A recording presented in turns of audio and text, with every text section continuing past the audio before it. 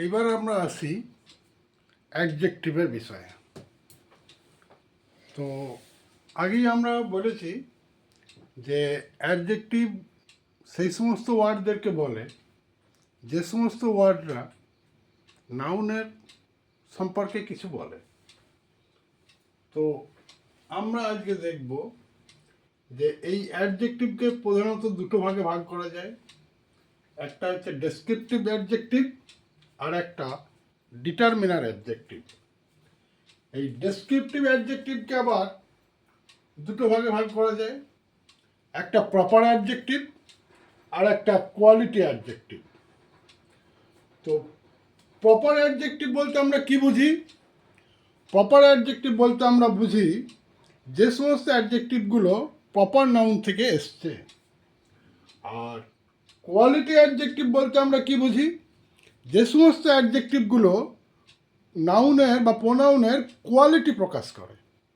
এই কোয়ালিটিকে আমরা মাপতে পারি, সেই মাপার একক হলো ডিগ্রি, মানে কতটা বেশি, এই কোয়ালিটিটা কতটা কম, এটাকে আমরা ডিগ্রি দিয়ে পরিমাপ করি। এই ডিগ্রিগুলো হলো পজিটিভ ডিগ্রি, কম্পারেটিভ ডিগ্রি এবং সুপারলেটিভ ডিগ্রি। আর যে আরেকটা অ্যাডজেক্টিভের যে আরেকটা পার্ট, সেটা হলো ডিটারমিনার। এই ডিটারমিনারের মধ্যে যেটা আছে সেটা হচ্ছে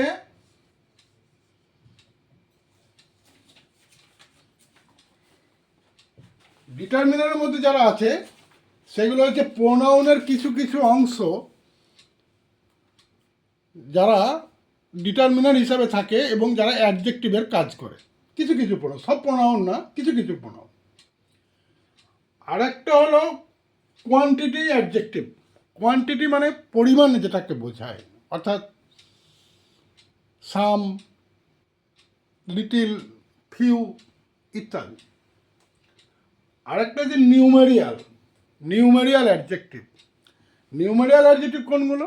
যেগুলো আমরা সাধারণত সংখ্যা দিয়ে প্রকাশ করি, সেগুলো হলো নিউমেরিয়াল অ্যাডজেক্টিভ। এরও আবার তিনটে ভাগ আছে, একটা কার্ডিনাল অ্যাডজেক্টিভ, একটা অর্ডিনাল অ্যাডজেক্টিভ এবং একটা মাল্টিপ্লিকেটিভ অ্যাডজেক্টিভ। আর একটা অ্যাডজেক্টিভ আছে, সেটা হলো এমফ্যাটিক অ্যাডজেক্টিভ। এমফ্যাটিক অ্যাডজেক্টিভ বলতে কি বুঝি আমরা?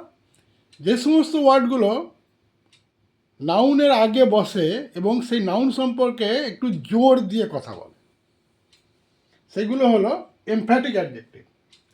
আর এক্সক্লামেটরি অ্যাডজেক্টিভ কোনগুলো? এক্সক্লামেটরি অ্যাডজেক্টিভ হলো যে সমস্ত অ্যাডজেক্টিভগুলো বিস্ময়সূচক কথাবার্তা বলে এবং সেগুলো অ্যাডজেক্টিভ।